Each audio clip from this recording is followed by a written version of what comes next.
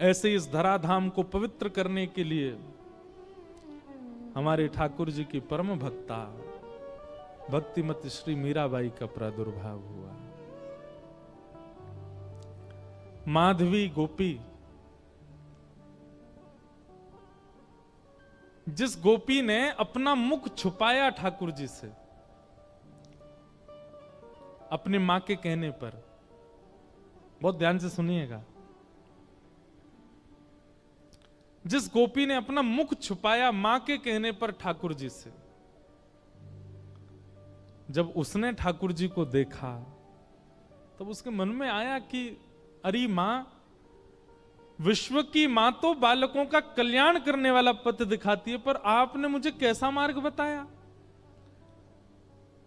जिस संसार से मुख छुपाना चाहिए था उसको तो दिखाने की आज्ञा दी, और जिनको दिखाना चाहिए था उनसे छुपाने की कह दी। अब तो दिन प्रति बस कृष्ण मन, कृष्ण तन, कृष्ण ही हमारो धन, बस कृष्ण देखें कैसे भी। कल थोड़ी कथा में कह चुका था पहले, समय आया इंद्र पूजा बंद करके सब ब्रजवासी गोवर्धन पूजा करने के लिए गए, और 84 कोस के जितने ब्रजवासी हैं सब इकट्ठे भये। और वहीं इंद्र ने जब कोप करके वर्षा की, 7 बरस के ठाकुर जी ने 7 कोस लंबे चौड़े गिरिराज पर्वत को अपनी बाम हस्त की कन्नी उंगली पर धारण किया। और जैसे ही ठाकुर जी ने गिरिराज जी धारण किए, दूर दूर खड़े हुए लाखों ब्रजवासी सब गिरिराज जी के समीप आ गए, सब भीतर आके खड़े हो गए। सब में आपस में चर्चा चल रही। अब गिरिराज जी 7 कोस लंबे हैं और दूर दूर वाले ने तो ठाकुर जी दिखे ही नहीं रहे हैं। सब बस ये कह रहे हैं, नंद के लाला ने गिरिराज जी उठा लिए, नंद के लाला ने पर्वत उठा लियो, नंद के लाला ने पहाड़ उठा लियो। यही चर्चा जब माधवी के कान में पड़ी तब माधवी बोली, शायद अब तो सबके बीच में ठाकुर जी अब तो दिख ही जाएंगे। क्योंकि जब जब श्याम सुंदर को देखने माधवी जाती, नेत्रों में जल आ जाता, धुंधलापन आ जाता, ठाकुर जी दिखते नहीं, क्योंकि शाप दे दिया ठाकुर जी ने। और ये शाप नहीं है, ये शाप नहीं है, ये विरह है। बंधुओं, हम एक बात निवेदन करें, मीराबाई का चरित्र या तो हम स्पर्श करते नहीं हो, करवा रहे हो तो फिर एक अच्छे से ही सुनियो।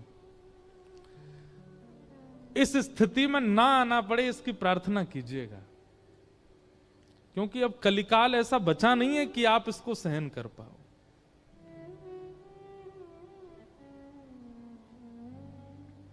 ठाकुर जी दिखते नहीं है मीरा को, माधवी को,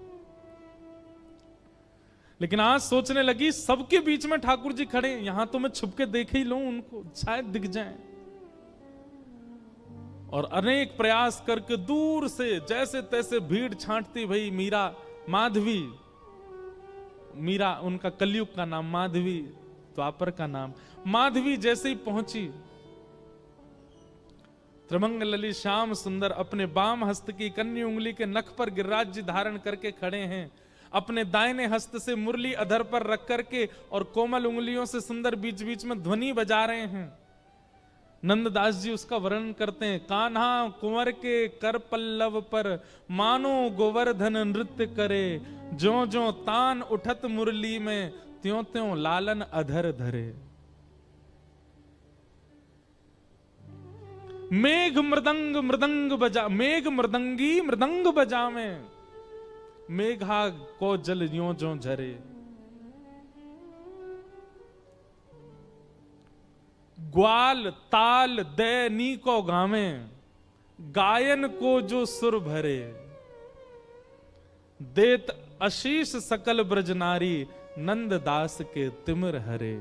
कान्हा कुंवर के, ठाकुर जी पता कि महाराज जी, अगर ये नंददास जी को पद देखो, इस पद के अनुसार, बहुत ध्यान से सुनना, हमारे श्री गिरधर लाल जी ऐसे खड़े, ऐसे नहीं, ऐसे, उनके ये चारों भुजाएं ऊपर हैं। तब हमें एक वैष्णव ने बताया, बोले ठाकुर जी कैसे कर रहे हैं पता है, सब ब्रजवासी खड़े हैं और श्री गिरिराज जी ठाकुर जी से कह रहे हैं, हे जय जय, मेरा स्वरूप इतना विशाल है कि मैं महाराष्ट्र में तो आ ना पाऊंगा, लेकिन आपके हस्तकमल और मेरे हस्तकमल मिले ने, ये 7 दिना तक मेरे संग रास ही कर लो। ठाकुर जी गिरिराज जी के संग रास कर रहे हैं, तो कभी ठाकुर जी ऐसे रहते हैं और फिर नेक ऐसे उछाल के फिर ऐसे ले लें, फिर ऐसे ले लें, फिर ऐसे ले लें, फिर यूं कर लें, कभी यूं कर लें, कभी ऐसे कर लें, मानो बार बार अपनी उंगलियों पे नर्तन करवा रहे हैं श्री गिरिराज जी को ठाकुर जी। अद्भुत छवि है। तभी माधवी पहुंची। जैसे ही ठाकुर जी के समीप पहुंची है, उस स्थान पर पहुंची जहां ठाकुर जी खड़े हैं, जैसे ही नेत्र भर के ठाकुर जी को देखने का प्रयास किया, जल भर आया नेत्रों में। मानो जैसे कोई धुंध आ गई हो, खूब मीड़ रही है अपनी आंखों को, मीड़ मीड़ के लाल कर लिए हैं, लेकिन ठाकुर जी दिख नहीं रहे हैं। आज पीड़ा असहनीय हो गई माधवी की। अर्धरात्रि का समय ठाकुर जी के चरणों से लिपट गई और बोली, मैंने इतना बड़ा अपराध किया कि आप मुझे दिख ही नहीं रहे हो। हे श्याम सुंदर, अब पीड़ा मत दो, अब दिख जाइए, एक क्षण दिख जाइए, आप दिखें और मैं प्राण त्यागूं, बस मुझे और कुछ नहीं चाहिए। ठाकुर जी बोले, माधवी तेने मुझको अपना रूप नहीं दिखायो। माधवी बोली, देख लो, मैं सामने खड़ी हूं, अब देख लो मेरे नेत्र, मेरे मुखमंडल को देख लो, जैसे चाहो देख लो, पर मेरे ऊपर तो ये जो दोष है ये हटाओ, मुंह को देखन दो आपको। ठाकुर जी बोले, अब तो माधवी ये पीड़ा तुमको ने सहनी पड़ेगी, क्योंकि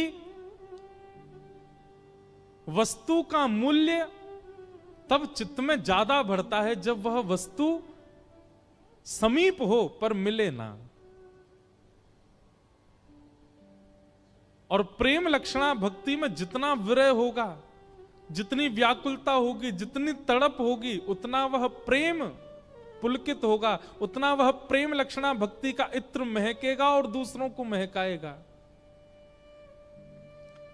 मैं चाहूं आगामी कलिकाल में लोगन के चित्त में श्रद्धा होगी, विश्वास होगो, लेकिन प्रेम नहीं होएगो। उनके चित्त में प्रेम प्रकट करवे के काजे मैं तो नहीं आऊंगो, तो को भेजूंगो। और वाक्य काजे तोए या जन्म में मेरे रूप के दर्शन को त्याग करनो पड़ेगो, थोड़ो सहनो पड़ेगो। मीराबाई ने सहा है हमें और आपको प्रेम देने के लिए। मैं और आप आज जिस प्रेम के मार्ग पर चल रहे हैं, जिस प्रेम की एक बिंदु हमारे ऊपर गिरती है, वह बिंदु के अधिकारी हम मीराबाई की वजह से बने हैं, क्योंकि उन्होंने द्वापर में दर्शन का त्याग किया है। त्याग नहीं, विरह सहा है, वो तड़पी हैं ताकि हमें प्रेम दे सके। माधवी बोली, मुझे बस अवधि बता दीजिए, कम से कम एक अवधि पता होगी तो मैं उस अवधि के सहारे रह लूंगी कि इतना समय लगेगा आपके दर्शन में। एक अवधि बता दो, 10 वर्ष, 50 वर्ष, कितने वर्ष लगेंगे। अवधि सुनकर के तो माधवी गिर पड़ी, रोने लगी। ठाकुर जी बोले, 1 युग।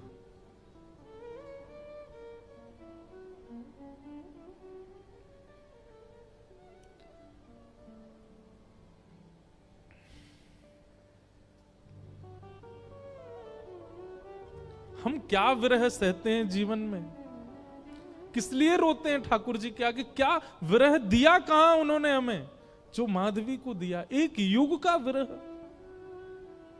इतना विरह तो किसी गोपी को भी नहीं मिला, इतना विरह तो किसी ब्रजवासी को नहीं मिला जितना विरह माधवी को मिला है। 1 युग का विरह।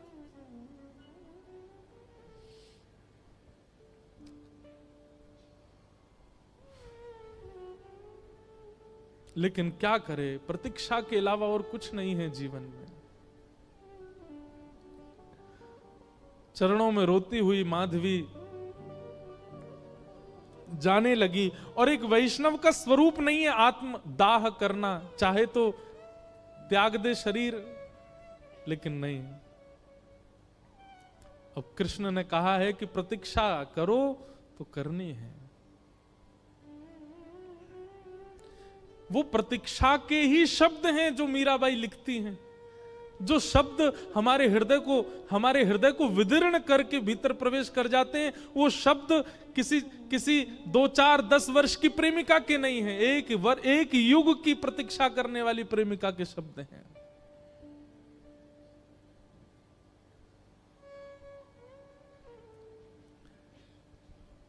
प्रतीक्षा कर रही है और द्वापर युग का विश्राम हुआ, माधवी का पांच भौतिक देह विश्राम हुआ, कलिकाल का प्रारंभ हुआ। और इसी कलिकाल में जैसे गंगा प्रकट होने से पूर्व कहती है कि मुझे धारण करने लायक है कोई पृथ्वी में, तब हिमालय ने अपनी गोद पसारी। ऐसे ही ऐसी प्रेम लक्षणा, ऐसी प्रेम की पराकाष्ठा स्वरूपा वो माधवी, उनको धारण करने वाला कोई वंश है? तब मेड़ता का राव दूदाजी का परिवार सौभाग्यवंत हुआ और शरद पूर्णिमा के दिन भक्तिमती मीराबाई का प्रादुर्भाव हुआ। वही माधवी कलयुग में मीरा बन करके प्रकट हुई। मीराबाई का वास्तविक नाम मीरा नहीं है, मिहिरा नाम है। जैसे नरसिंह मेहता जी का वास्तविक नाम नृसिंहराम मेहता, ऐसे ही मीराबाई का मूल नाम मिहिरा है। जन्म हुआ राव दूदाजी के कुलीन परिवार में। बाल्यकाल से ही मीराबाई का स्वरूप स्वभाव अन्य बालकों से बिल्कुल भिन्न है। बहुत शांत प्रशांत स्वभाव की हैं। एक चंचल बालक की तरह ऐसी चंचलता, चपलता, चतुरता नहीं है उनके चित्त में। बहुत सरल, छोटी सी बात पर रीझ जाने वाली, मान जाने वाली, प्रसन्न हो जाने वाली मीरा है। राव दूदाजी के घर में मीरा का जन्म होने का कारण यह है, ध्यान से सुनिएगा। एक वैष्णव बालक यदि आपके घर में जन्मेगा, कोई बालक आपका भविष्य में चलकर के वैष्णव होगा, उसके पीछे कारण क्या होगा? राव दूदाजी एक दिन भी बिना हरि चर्चा के व्यतीत नहीं करते। मेड़ता में एक बार को कोई राजा आ जाए, उसके स्वागत सम्मान में कोई कमी हो सकती है, लेकिन मेड़ता में कोई महापुरुष संत आ जाएं, उनके स्वागत के लिए स्वयं राव दूदाजी जाते हैं। और नित्य प्रतिदिन नवीन संतों का आगमन होता है, अयोध्या से, ब्रजधाम से, द्वारिका से। एक बात कहें बंधुओं, अपने घर के द्वार सबके लिए बंद रखो, पर भगवत भजनानंदी वैष्णवों के लिए कभी नहीं। सदा ऐसा प्रयास करो कि आपके यहां कोई ना कोई आता ही रहे। अगर एक सप्ताह तक कोई ना आवे तो आपके चित्त में चिंता होनी चाहिए कि कोई आया क्यों नहीं। किसी को फोन करके जबरदस्ती टिकट करके बुलाओ, आ जाओ, हमारे घर पर रहो।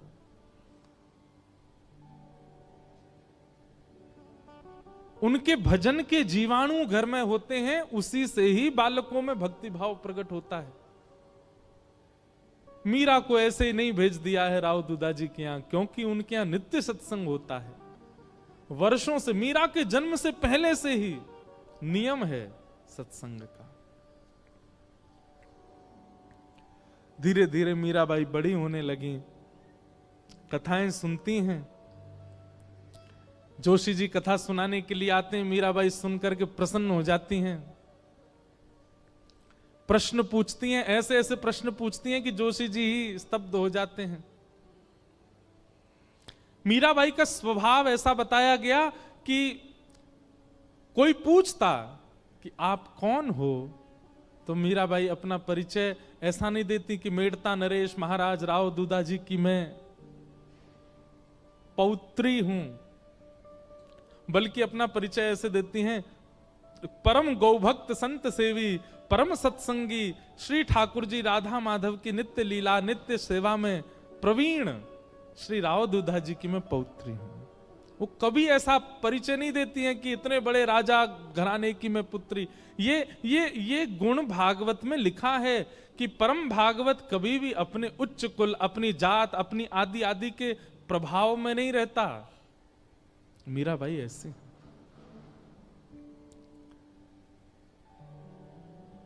भक्ति के लक्षण तो बचपन से ही हैं। बस कोई बीज में जल देने वाला मिल जाए जिससे उसको राह मिले वृक्ष बनने की। एक दिन ढोल नगाड़े ताशे बज रहे थे। मीरा दौड़ी दौड़ी अपनी मां के पास गई। मां, ये क्या हो रहा है? कौन सा उत्सव मन रहा है? तो मां ने कहा, मीरा, ये बारात जा रही है, एक लाली का ब्याह हो रहा है, उसका पति जा रहा है अपने परिवार के साथ नाचता गाता हुआ, ब्याह करके उसको अपने घर ले जाएगा।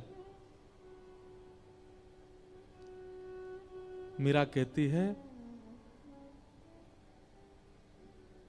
ऐसे दुल्हा सबके लिए आते हैं? बोले हां, सब कन्या का ब्याह होता है, सबके दुल्हा आते हैं। अच्छा, तो मां मेरा भी ब्याह होगा? हाँ, तेरा भी ब्याह होगा। जैसे तेरे बापू सा हैं ऐसे ही तू भी ब्याह करेगी और फिर तेरे बालक भी उनको बापू बोलेंगे और तू उनकी मां होगी, तेरा भी ब्याह होगा। मीरा सोच में है और कहती है, मेरे बींद कौन होंगे फिर? मेरा ब्याह किससे होगा? कौन होंगे मेरे बींद? छोटी सी कन्या ऐसे सवाल पूछे तो मां तो उसको मजाक में ले लेती है। अरे मीरा, ये कोई समय है, अभी थोड़ी बड़ी तो हो जा। कभी और कार्य में लगते हैं, कभी और मीरा की तो वो चिंता का विषय हो गया कि मेरे बींद हैं कौन और वो कब आएंगे मुझे लेने। बार बार बस यही पूछती है, मेरा किससे ब्याह होगा, मेरा किससे ब्याह होगा, मेरे बींद कौन है। एक दिन हार के मां ने मीरा को गोद में लिया, पूरे दिन चिल्लाती रहती है, ये तेरे बैठे कमरे में मुरली हाथ में लिए त्रिभंग लली, ये जो स्वरूप है, ये गिरधर, यही है तेरे बींद।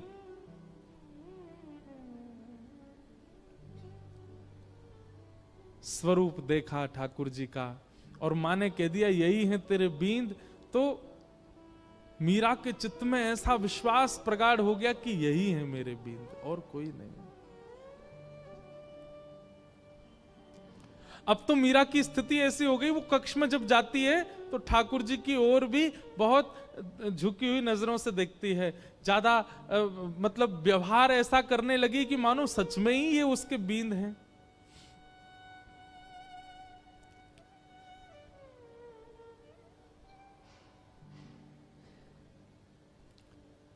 संतों से कथा सुनती है और चित्त में ठाकुर जी के प्रति संबंध का प्रगाढ़ विश्वास कर चुकी मीराबाई धीरे धीरे प्रेम लक्षण भक्ति में प्रकट होने लगी।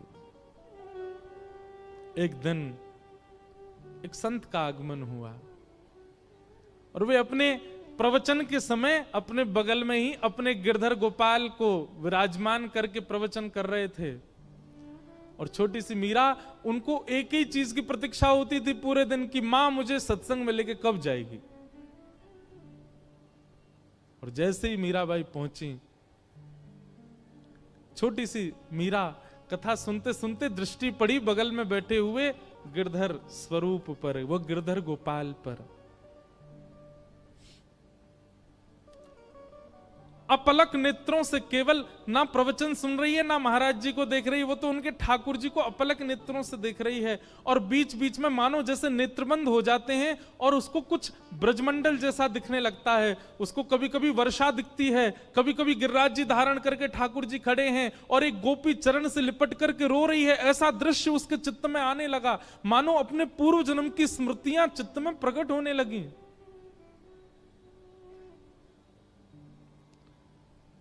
ठाकुर जी ने माधवी से कहा था, एक संत के माध्यम से मैं तेरे पास आऊंगा। और मेरी खूब सेवा करना। माधवी को थोड़ी थोड़ी स्मृति आ गई मीरा को, और जैसी स्मृति पूर्ण हुई, कथा विश्राम हुई, नेत्र लाल हैं, अश्रु गिर रहे हैं नेत्रों से, और अपनी मां को पकड़ के कहती है, मां ये कौन है?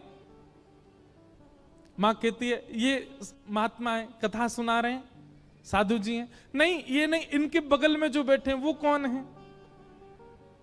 ये तो इनके ठाकुर जी हैं। हाँ, तो मेरे बींद ना, आपने कहा था ना मेरे बींद, वही है ना ये? हंस गई मां, अरे मीरा, हाँ वही हैं। तो मेरे बींद आ तो गए मां, अब मेरा ब्याह करा दो। अरे अभी तेरी उम्र नहीं है मीरा, तो मैं बड़ी हो जाऊं तब करा देना, पर तब तक मेरे बींद को घर में ही रख लो, मैं इनको पास में रख लूं अपने। बालपन की वो बातें सबको नहीं भाती हैं। प्रणाम करने के लिए मंच पर जब गई, मीरा के नेत्र सजल। महाराज जी ने पूछ लिया, अरे बिटिया क्यों रोती है? मीरा कहती है, ये मेरे हैं, ये आपके साथ आए हैं, इन्होंने मुझे वचन दिया था ये एक साधु के साथ आएंगे, ये मेरे हैं, आप इनको मुझे दे दीजिए।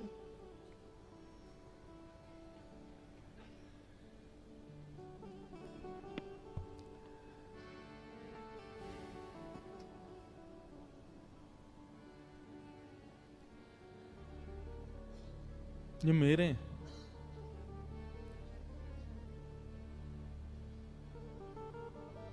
कोई अपने ठाकुर कैसे दे सकता है किसी को?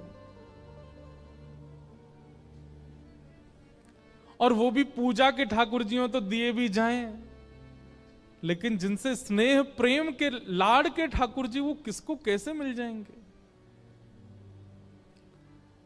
पहले तो छोटी बालिका समझ करके महात्मा हंस गए, लेकिन जब कहने लगी ये तो मेरे हैं, जिद करने लगी, तो महात्मा भी प्रेमी थे, व्याकुल हो गए, अपने ठाकुर जी को हृदय से लगा के तुरंत चले गए वहां से। मीराबाई कहने लगी, संत बुरे नहीं है, माता पिता बुरे नहीं है,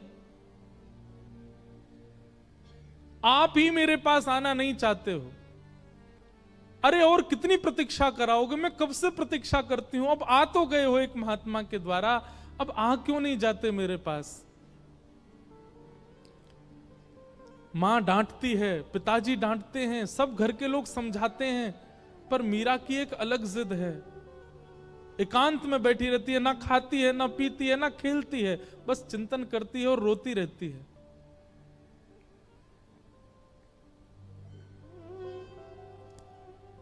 प्रतिज्ञा ले ली, मैं अन्न नहीं खाऊंगी, अब मैं प्रयास नहीं करूंगी कि आप आओ मेरे पास, मैं प्रयास नहीं करूंगी कि मैं आपको लाऊं, आपको खुद आना पड़ेगा, मेरी प्रतीक्षा बहुत हो चुकी है।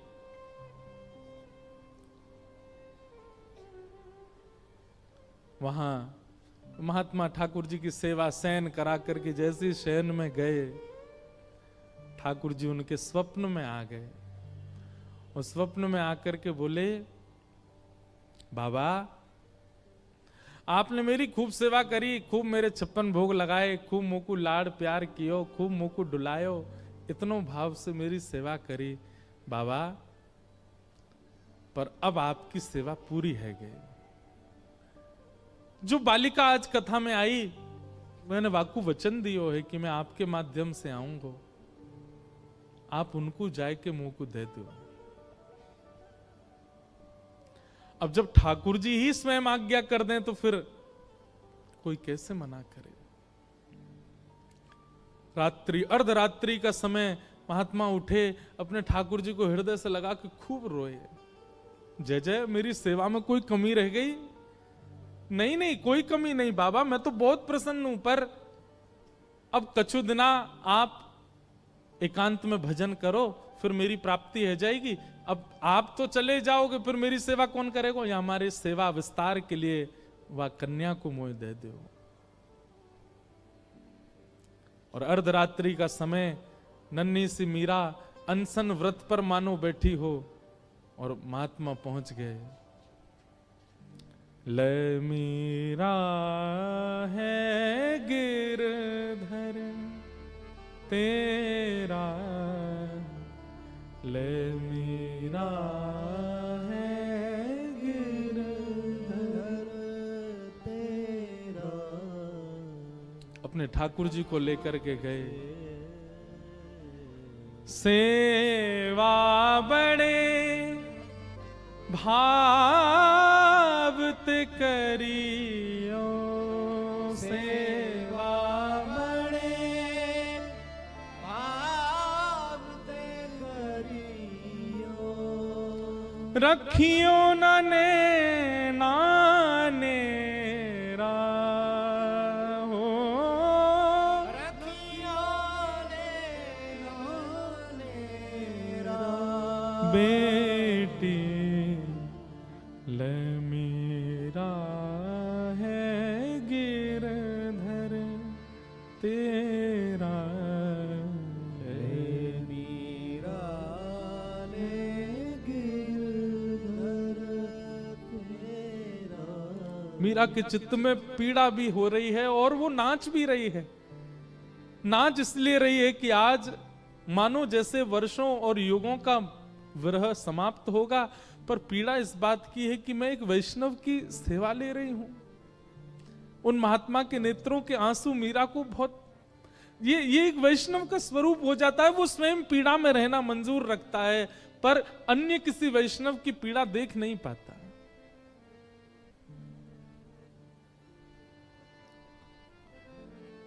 सो ही सुहागन प्रिय जाहिरी जे, सोई सुहागन प्रिय जाहिरी जे। तू सुहागन है बेटी।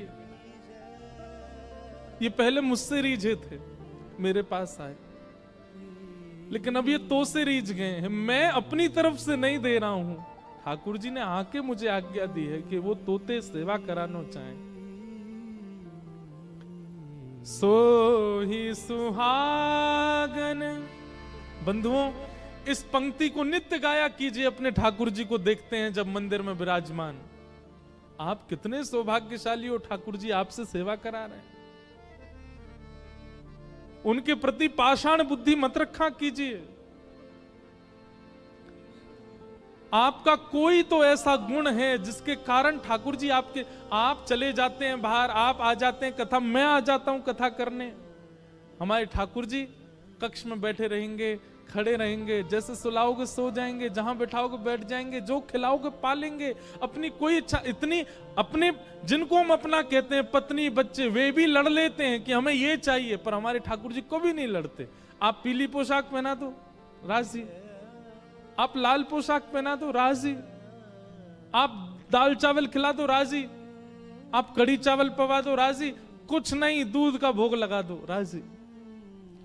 इसी को तो प्रेम कहते हैं, जो आपके द्वारा प्रस्तुत की गई हर वस्तु को सिर से लगा के स्वीकार करे। यही तो प्रेमी का लक्षण है। विश्व में असली प्रेमी यदि कोई है तो वो श्याम सुंदर है।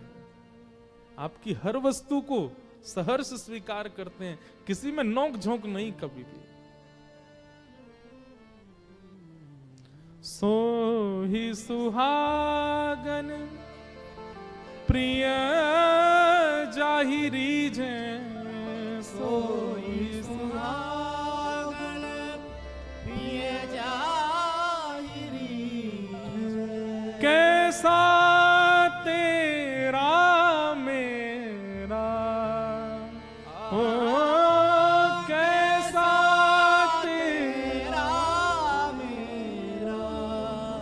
बेटी ले मीरा है गिरधर तेरा, ले मीरा ले गिरधर तेरा।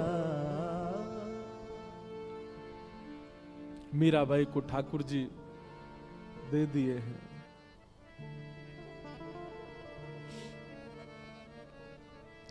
चले गए महात्मा। ये ठाकुर जी का नियम है बंधुओं। एक को संयोग देते हैं तो जिसको संयोग दे रहे हैं मानो किसी को वियोग देके आए, और जिसको संयोग दिया है वो तैयार रहे, एक दिन वियोग मिलेगा।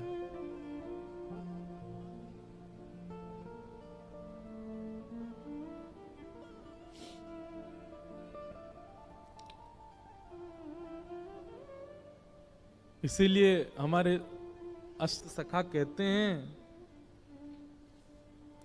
यह धन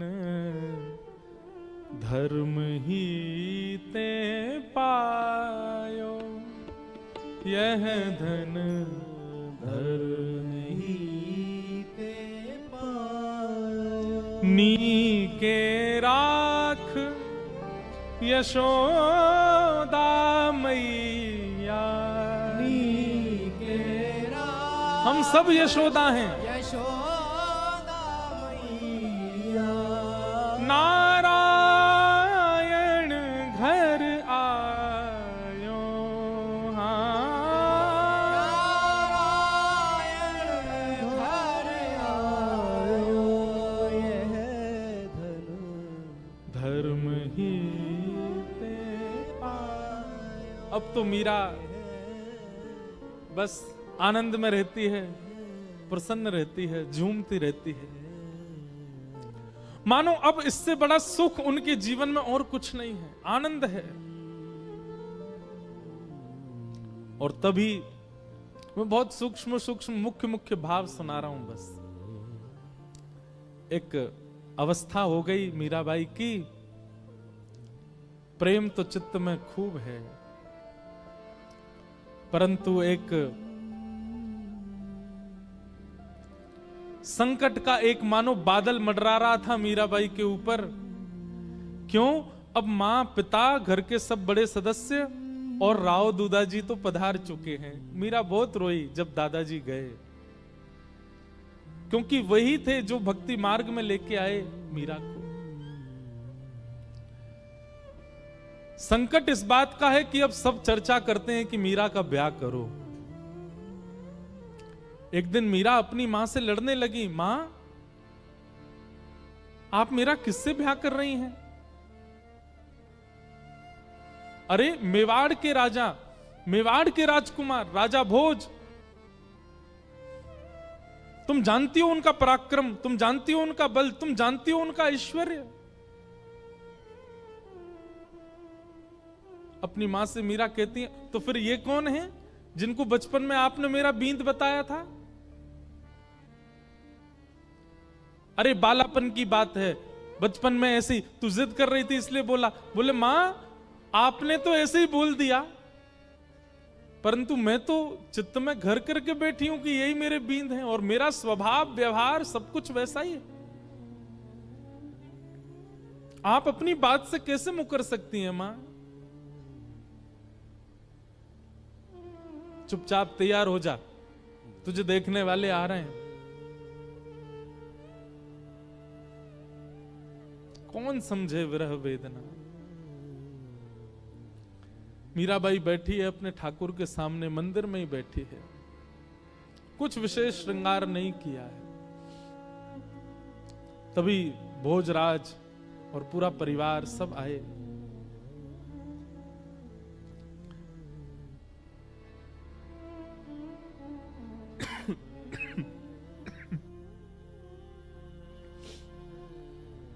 इच्छा प्रकट की कि एकांत में मीरा से बात करना चाहते हैं। मीराबाई बोली, मेरे लिए तो एकांत मेरे ठाकुर जी का स्थान है, जो बात करनी यहीं बैठ के कर लो। सब चर्चा हुई, मीराबाई ने स्पष्ट कर दिया, एक पत्नी जो धर्म का निर्वहन करती है, अगर वो अपेक्षा आप मुझसे रखते हैं और मुझसे ब्याह करना चाहते हैं, तो मैं पहले ही आपको स्पष्ट कर दूं कि मैं उन सब धर्म के निर्वहन में बिल्कुल अपूर्ण हूं, मैं नहीं कर पाऊंगी। आप अपने परिवार में सबसे कह दीजिए मैं उस योग्य हूं नहीं, वो तो मेरे परिवार वाले चाहते हैं, इसलिए मैं आपसे चर्चा कर रही हूं। नहीं तो एक स्त्री का जो धर्म होता है पति के प्रति, ससुराल के प्रति, उन सबको, मैं तो अपने घर के प्रति कोई धर्म नहीं निभा पाती एक पुत्री का। इसलिए मैं आपसे पहले ही स्पष्ट कर देती हूं कि एक पत्नी का धर्म मैं नहीं निभा पाऊंगी। भोजराज का उत्तर सुनने लायक है। बंधुओं, मीराबाई का जिनसे ब्याह हुआ वो अत्यंत कुलीन भाव के हैं। उन्होंने कहा मुझे मंजूर है, मैं भी नहीं आपसे अपेक्षा रखता हूं कि आप पत्नी धर्म का निर्वहन मुझसे करें। आपकी सुबह से अभी तक की गतिविधियां देख करके, आपके विचार भाव और आपके हृदय की स्थिति देख करके मैं जान चुका हूं कि आप सामान्य धर्म में नहीं हैं। परंतु अब मेरी इच्छा और ज्यादा आपसे विवाह करने की इसलिए है कि मैं आपसे पत्नी धर्म का निर्वहन नहीं करवाना चाहता। मैं चाहता हूं हमारी मेवाड़ की भूमि में राजा तो बहुत आते हैं, मेवाड़ की भूमि में बड़े बड़े महापुरुष आते हैं, बड़े बड़े योद्धा आते हैं, पर मेवाड़ की भूमि पर अभी तक किसी भक्त के चरण नहीं पड़े।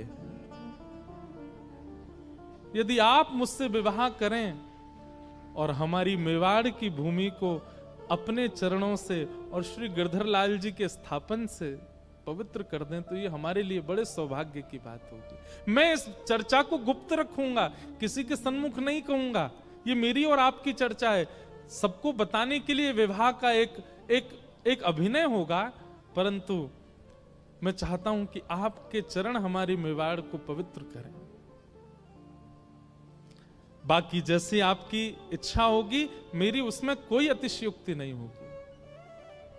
और ऐसा कहकर के भोजराज चले गए।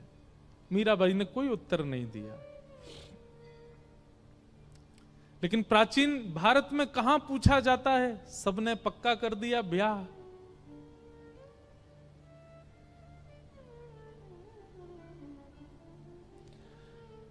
मीराबाई एक संत से जाके कहती है कि कभी अगर हृदय में बहुत वेदना होती हो और अपने प्रियतम को बतानी हो तो उसके लिए कोई उपाय है? तब एक संत ने कहा तुम पत्र लिखा करो और वृंदावन जाने वाले किसी व्यक्ति के हाथ वो पत्र भेज दिया करो।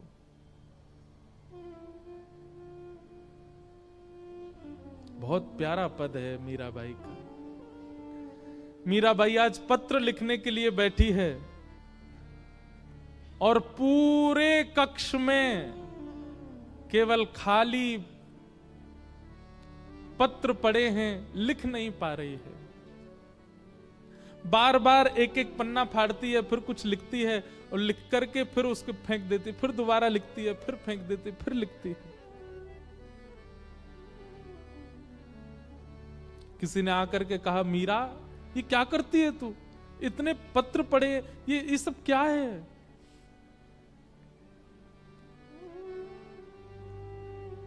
पत्तियां मैं कैसे लिखूं, लिखी ही न जाए।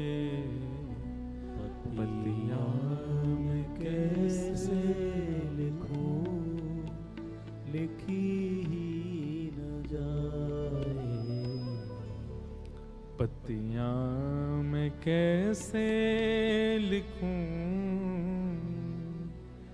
लिखी ही न जाए। पत्तियां मैं कैसे लिखूं, लिखी ही न जाए। क्यों? कलम धरत मेरो कर कांपत है।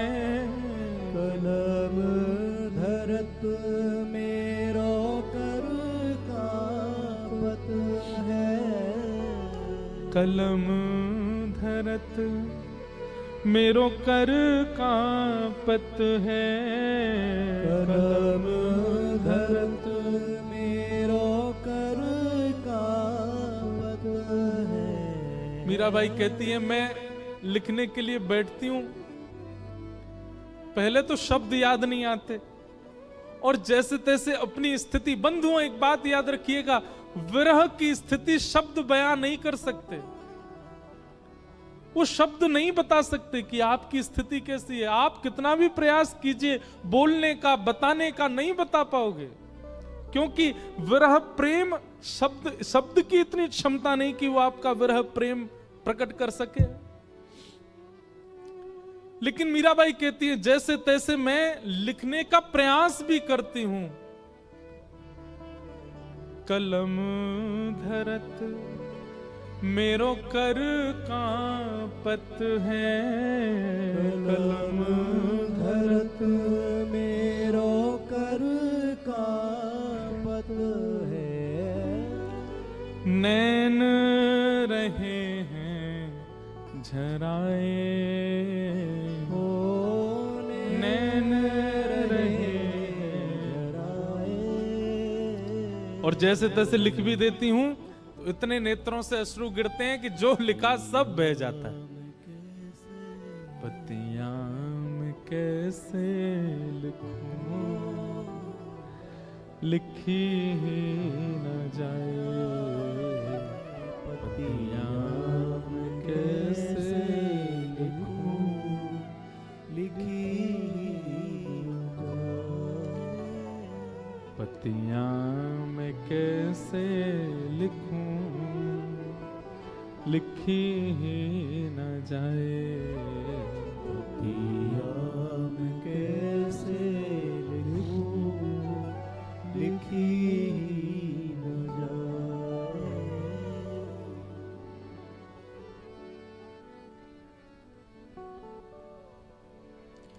मीराबाई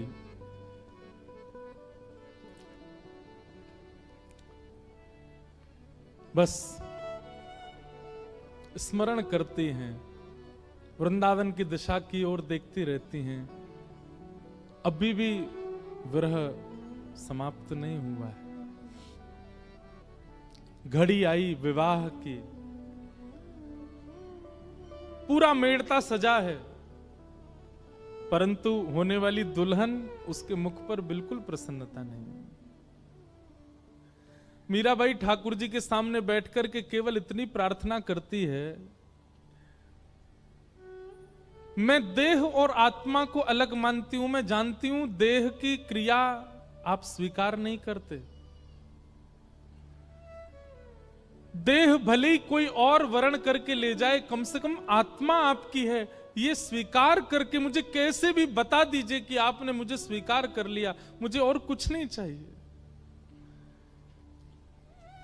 अन्य से देह का विवाह हो, उससे पहले पहले आत्मा का आपसे विवाह हो जाए। हे ठाकुर जी, मैं और कुछ नहीं मांगती आपसे।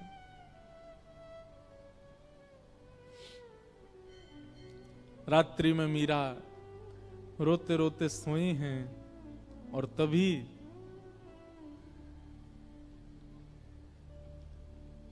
स्वप्न में श्री ठाकुर जी पधारे और मीराबाई के साथ स्वप्न में ही विवाह संपन्न हो गया। ठाकुर जी ने विवाह किया। प्रातः काल का समय, पूरे घर में शादी की तैयारियां चल रही हैं। मां दौड़ी दौड़ी मीराबाई के कक्ष में गई, अभी तक मीरा उठी नहीं है। जैसे ही भवन में प्रवेश करके भीतर देखा, एक नवीन शादी का जोड़ा पहने हैं, हाथों में मेहंदी रची हुई है, मांग में सिंदूर भरा है, गले में सुंदर ऐसा अद्भुत मंगलसूत्र पहन रखा है, यहां तक केवल चूड़ियों से अलंकृत हाथ हैं। अद्भुत श्रृंगार और प्रसन्न मुद्रा में मीरा सोई है। मीराबाई के विवाह के लिए जो पोशाक मंगाई गई है वो तो दूर रखी है, ये एक नवीन पोशाक, और ऐसी पोशाक की मेड़ताओं ने भी कभी नहीं देखी होगी। मां ने तुरंत मीराबाई को उठाया, उठा करके पूछा, मीरा जल्दी उठ, ये सब क्या करके बैठी है? तेरे मांग में सिंदूर, गले में मंगलसूत्र, हाथ रचे हुए, ये इतने सुंदर तूने जोड़ा, ये क्या करके आई है? कहां से लेके आई है सब?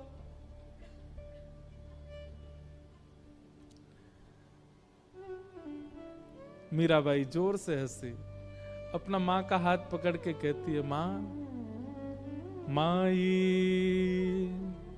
सपनानु वरना दीनानाथ दीनानाथ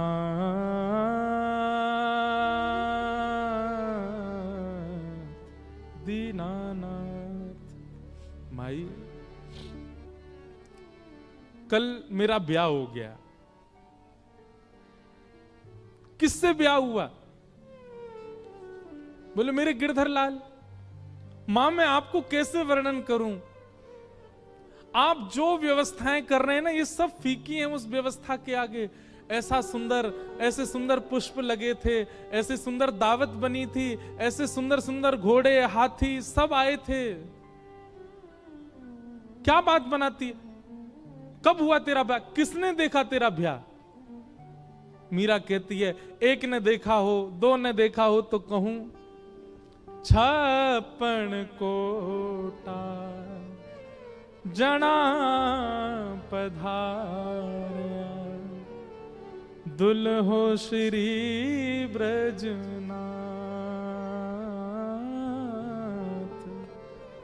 दुल्हो श्री ब्रजनाथ। मां 56 करोड़ बराती आए थे। सब देवी देवता, ब्रह्मा, शिव, रुद्र, सनकादि सब आए थे मेरे ब्याह में। और इन सब बरातियों के बीच एक सुंदर से हाथी पर सहरा बांधे, अद्भुत पोशाक पहने, मधुर मुस्कान, कटाक्ष नेत्र, मधुर घुंघराले केश, हाथ में मुरली लिए मेरे दुल्हा बनकर के साक्षात ब्रजनाथ श्री कृष्ण आए थे। दुल्हो श्री ब्रजनाथ। बहुत सुंदर वर्णन है। मीराबाई अपने स्वप्न के विवाह का वर्णन कर रही है अपने मां के आगे। किसने हमारा कन्यादान किया, हमारे फेरे कैसे पड़े, उन्होंने मेरे गले में कैसे मंगलसूत्र पहनाया, दावत कैसे हुई, एक एक चीज का वर्णन कर रही है मीरा। और मां इधर से उधर जा रही है, सिर पीट रही है, रो रही है। ये क्या बातें कर रही है मीरा तू? लेकिन कौन समझे मीरा को? मीराबाई हंसने लगी और कहने लगी, मां मेरा ब्याह हो गया। मां तुरंत भीतर गई, घड़े में जल भर के लाई और ला करके मीरा के मांग का सिंदूर पोंछने लगी। मीरा कहती हैं, अब चाहे जो कर लो मां, ये देह चाहे जिसको दे दो, पर आत्मा को तो स्वीकार कर लिया है श्याम सुंदर ने। अब मैं राजी राजी चली जाऊंगी जहां भेजोगी, मुझे अब परवाह नहीं। मैं जिनकी हूं उन्होंने मुझे स्वीकार कर लिया है। कितनी पीड़ादायी बात है। मीराबाई का पुनः श्रृंगार किया गया और फिर मंडप में ले जाया गया।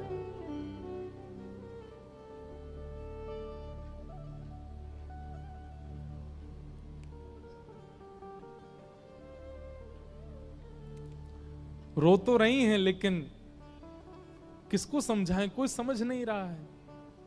और फिर विवाह हुआ। और विवाह के बाद जब मेवाड़ को जाने लगी मीराबाई, अपनी मां से जाकर के केवल कहा, मां ने कहा तेरे लिए मैंने ये दे दिया, इतने बक्से दिए हैं, इतने सोने चांदी हीरे जवाहरात आदि आदि सब भेज रही हूं, बिल्कुल परेशान मत रही हो। मीराबाई कहती हैं, सब रख लो, बस मेरे गिरधर लाल दे दो, उनको लेके चली जाऊंगी, मुझे इन सब की आवश्यकता नहीं। एक अश्रु बिंद नहीं है मीरा के नेत्रों में विदाई के समय। अपने ठाकुर जी को गोद में ले रही है, सब देख रहे हैं मीरा को, रो रहे हैं, पर मीरा केवल अपने ठाकुर जी को निहार रही हैं, नेत्र नीचे करके। गाड़ी, बैलगाड़ी, घोड़ा गाड़ी, हाथी गाड़ी सब धीरे धीरे चलते जा रहे हैं और मीरा ना प्रसन्न है ना उदास है, बस एक समत्व है मुखमंडल पर। निकल गई मेवाड़।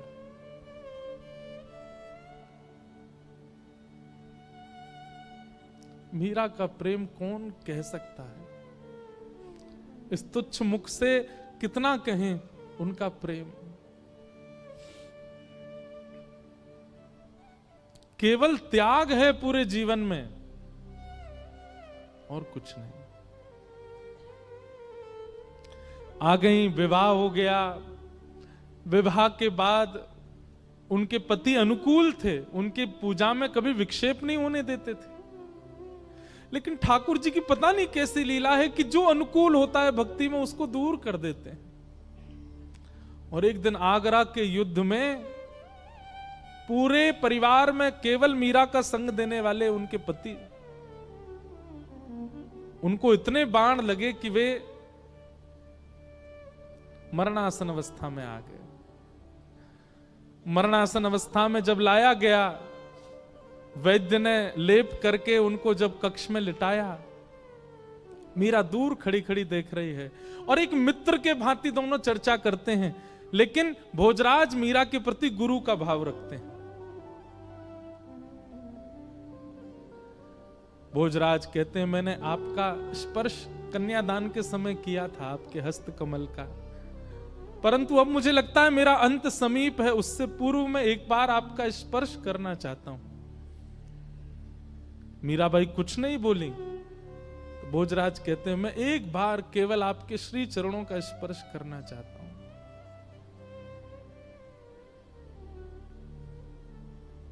ठाकुर जी के पास गई, अपने गिरधर गोपाल की प्रसादी माला लेकर के आई और भोजराज के गले में पहनाई और अपना हस्त कमल उनके शीश पर फेरती हैं मीरा। ऐसा कहते हैं, मैंने पढ़ा है कि वैसे तो मीरा श्रृंगार करती नहीं थी, पर जिस दिन भोजराज जी की ये स्थिति थी, उस दिन कोई उत्सव मीराबाई ने किया था और उस दिन 16 श्रृंगार किए थे मीराबाई ने। और उस श्रृंगार के रूप में मीराबाई को देखते देखते देखते मानो जैसे उनके पति को साक्षात युगल ही एक रूप में हो, ऐसा दिखने लगा। और उनके पति अपने प्राण त्याग देते हैं।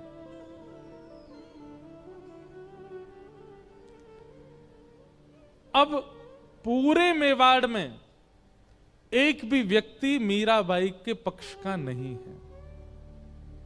ऐसा सुनने में आता, उनके ससुर जी भी पक्ष में थे, वे भी चले गए और कोई पक्ष का नहीं है, सब विपक्षी हैं।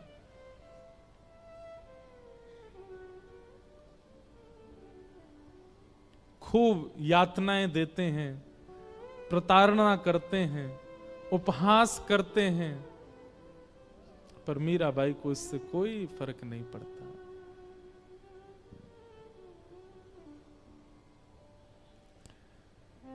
एक बार जब वैद्य को विष बना करके देना पड़ा और मीराबाई चरणामृत समझ के पी गई, कुछ हुआ नहीं, तब उसी वैद्य को 2 बूंद पिला दी गई राणा के द्वारा, मर गया वो वैद्य। तब मीराबाई के चित्त को क्षोभ हुआ कि मुझ तक पीड़ा रहे मैं सह लूं, पर मेरे अलावा किसी और को मिले ये मैं सहन नहीं कर सकती। गोस्वामी तुलसीदास जी को पत्र लिख करके मीराबाई ने अब पूछा क्या करूं। तब गोस्वामी जी ने आज्ञा की कि अब ऐसों का त्याग करो जो हरि विमुख है। और मीराबाई मेवाड़ से अभी वृंदावन नहीं गई, मेड़ता गई, और फिर मेड़ता से वृंदावन मीराबाई बहुत विलंब से गए, क्योंकि वृंदावन उनके रोम रोम में बसता है, वृंदावन उनके हृदय में बसता है, वृंदावन उनके चित्त में बसता है। आगे लीला में मीराबाई वृंदावन गई और फिर वृंदावन में कैसे उनको निकुंज का रास का दर्शन हुआ, वो सब लीला हम सुनेंगे। आइए मीराबाई के सुंदर भाव को यहीं विश्राम देते हैं और फिर आगे का प्रसंग हम सुनेंगे। गिरधर जन्म मरण रासा थे, गिरधर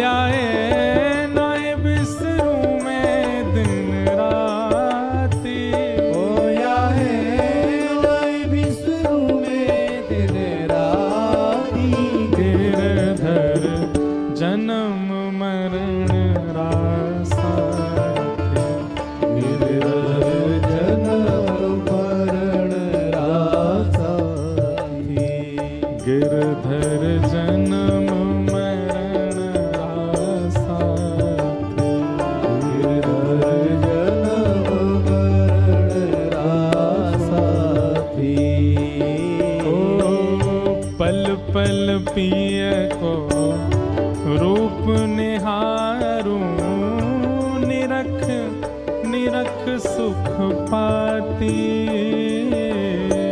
पल पल पिए को रूप निहारो, निरख निरख सुख पाती। पल पल पिय को रूप निहारूं, निरख निरख सुख पाती।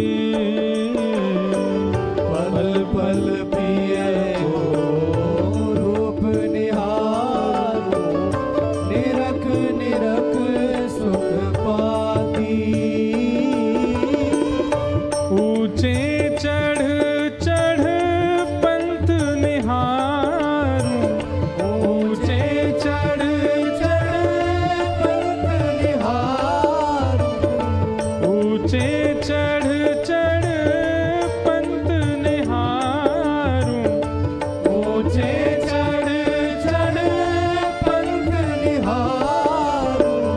रोए रोए अखियां प्यासी गिरधर, जन्म मरण रासा थी। गिरधर जन्म मरण रासा थी। गिरधर जन्म मरण रासा थी। गिरधर जन्म मरण रासा थी। मीराबाई कहते हैं, ओ इनके बिन मोहे सलना परत है, जानत मेरी छाती। इनके बिन मोहे सलना परत है, जानत मेरी छाती। इनके बिन मोहे सलना परत है, जानत मेरी छाती। इनके बिन मोहे सलना परत है, जानत मेरी छाती। दोए कर जोड़ा रज करूं छूं, दोए कर जोड़ा रज करूं छूं, दोए कर जोड़ा रज करूं छूं, दोए कर जोड़ा रज करूं छूं। सुन ली जो मारी बात। गिरधर जन्म मरण आसा थी। गिरधर जन्म मरण रासा थी। गिरधर जन्म मरण रासा थी। गिरधर जन्म मरण जय हो। रासा थी। गिरधर लाल प्यारे की जय हो।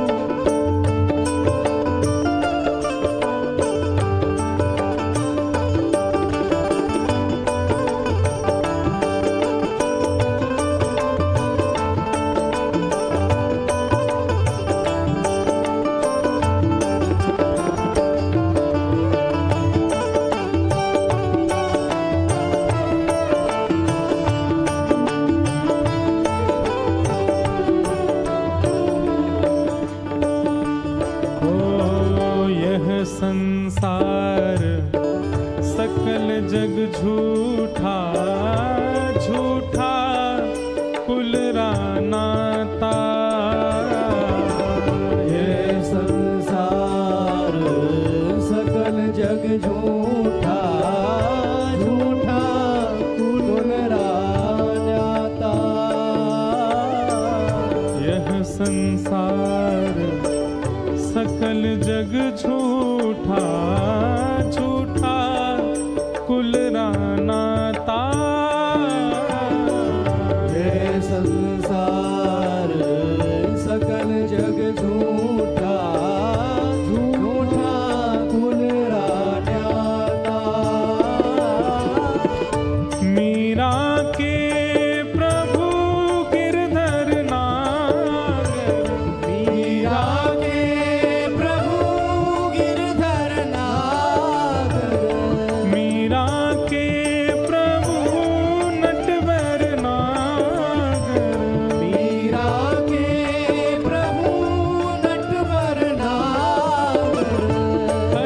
चरणा चितराची गिरधर जन्म मरण रासा गिरधर जन्म मरण रासा थे।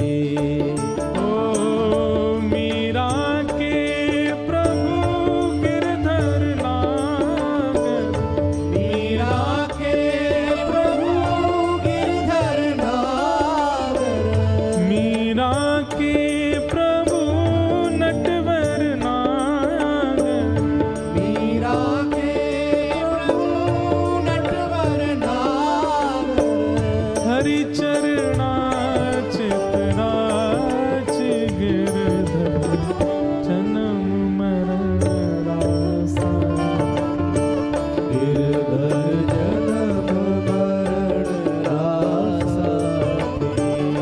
गिरधर जन्म मरण रासा गिरधर जन्म मरण रासा थे।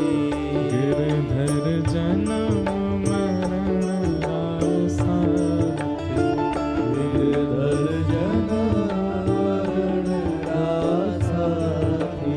गिरधर जन्म मरण रासा गिरधर जन्म मरण रासा थे। गुरु वृंदावन बिहारी लाल की श्री राधा रमण लाल की श्री राधा वल्लभ लाल की हरिहर मिलन महोत्सव की आज के आनंद की जय जय श्री राधे।